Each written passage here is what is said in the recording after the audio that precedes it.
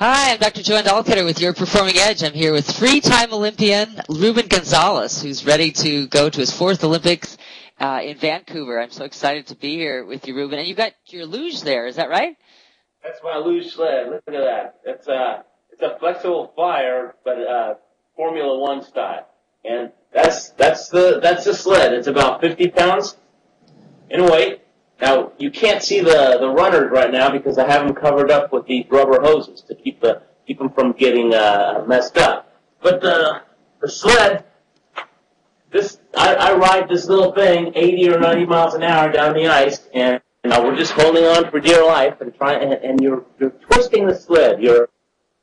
I guess you're twerking the sled to get it to go where you want to go. It's almost like you're trying to morph into the shape of the curves to have that perfect line. And there's pressure points on the different curves. Depending what shape the curve has, there's a pressure point. And it's just like Formula One racing. You have to drive at the right time. You don't focus on how fast you're going. If you did that, you'd get scared. You have to focus on what am I going to do on each section of this curve to nail it, right? To get the best time possible. And this is like success in anything. You don't focus on your circumstances.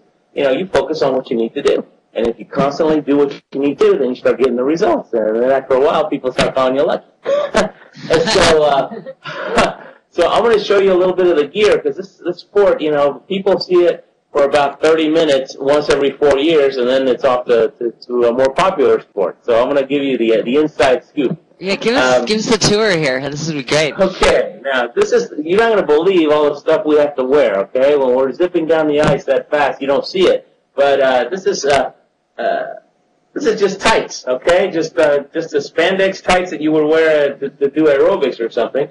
We wear those on our legs, and up at the top, I either wear just a long sleeve T-shirt like I'm wearing right now. That's what we usually wear.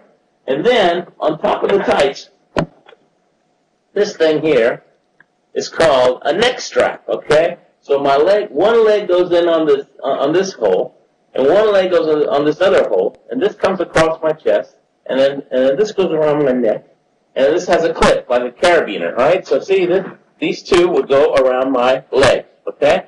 And so that keeps my head. Now when I put on my helmet, all right, I'll tell you about the helmet in a minute, but when you put on your helmet, very cool, attaches to the carabiner. And so when I'm pulling 6 Gs on a curve, if I enter the curve incorrectly and I'm kicked back with 8 Gs, your head can't stay up. And so you would lose your head. And you can't see where you're going. But with the neck strap, it stops you right there. It's like a safety belt that keeps your head from going too far. And you don't rely on it. It's not a crutch. You just use it when you're in trouble, right? So that goes under my helmet. Now the helmet, it's very light, because see, if you've got all these G's pushing your head down, my head's hanging off the end of the sled. And so if you have all that weight pushing you down, it's no good. So there's hardly any padding here, because you're never going to hit yourself here, right? You're going to hit the walls, and you're going to hit mainly back here. So all the padding's on the outside, not in the middle. So it's a helmet specifically for the luge? Oh yeah, absolutely. And these puppies are, well, the sled, a cheap sled, probably $3,000. They're closer to a German sled might be $30,000 or $40,000 because they do all this wind tunnel testing, and that costs a lot of money. Now, on my face, I wear a visor. Okay, but we'll come back to that in a second. Let me show you in the order that I get dressed. So I've got my tights, I got my neck strap on, and now here, this is kind of like the belts that people wear when they work out. Right? You wear one of these to protect your lower back. Right? So that goes right there. Because at the start motion, when you're sitting at the start, you're catapulting yourself like this. It's just like you're doing a deadlift, right? And you're bending yourself forward as far as you can, and wham, you're pulling your sled forward, right? And so this protects your lower back. So that goes there. Then we've got pads, all right? Now, one of the biggest mistakes I ever made was for about 10 years, I let my ego get in my way, and I wouldn't wear pads, right? I thought I was Mr. Tough Guy. Well, whenever I got close to a wall, I would be scared because I didn't want to hit the wall. And one of my coaches said, yeah, you've got to wear your gear, Ruben. And so this is just duct tape, okay? Duct tape around a little pad My kids actually made these for me. One goes here, and then this goes over my calves, right? Because you're outside of your calves. That's, you're gonna hit the wall there sometimes. And then I got a couple of skinny ones that go on my forearms. So I got my forearms, my triceps, and my calves. That's it.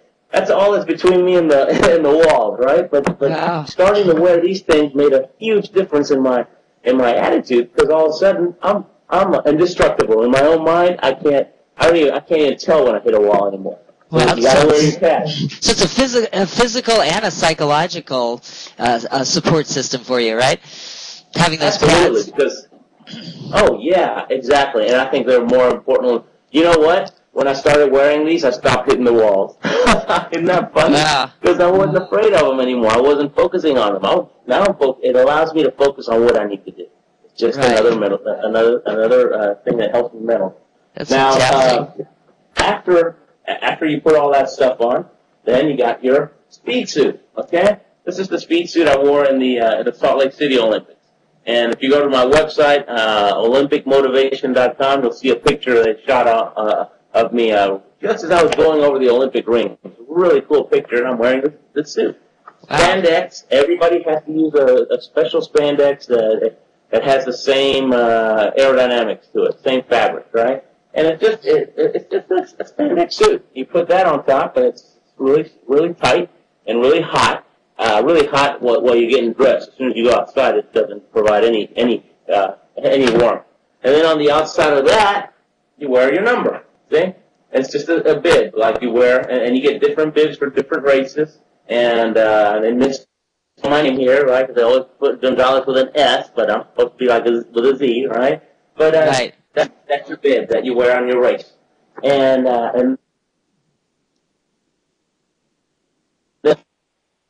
boots, okay? We call them booties, all right? And they see that it keeps your foot pointed, and it's a very aerodynamic shape, and it's again, it's very soft, okay? It's just like wearing socks, basically. No protection there. So I just made little orthoplast pads on the inside to protect the outside of my foot. Now I'm not scared of breaking my feet, right? So I got those. And these things are a couple of $100. I mean, all this stuff is really expensive. And then the visor, this visor goes on the outside of your helmet, right? And it keeps, it's for aerodynamics, and it also protects your face. And so that goes there. Yeah, that must give you a secure feeling. Yeah, and see how it's fogging? See how it's fogging up? It started fogging up as soon as I put it on, right? Well, that's no good. Imagine you're out in the cold, and you're breathing hot air, and it's fogging up. Now how are you going to drive? You can't even see where you're going.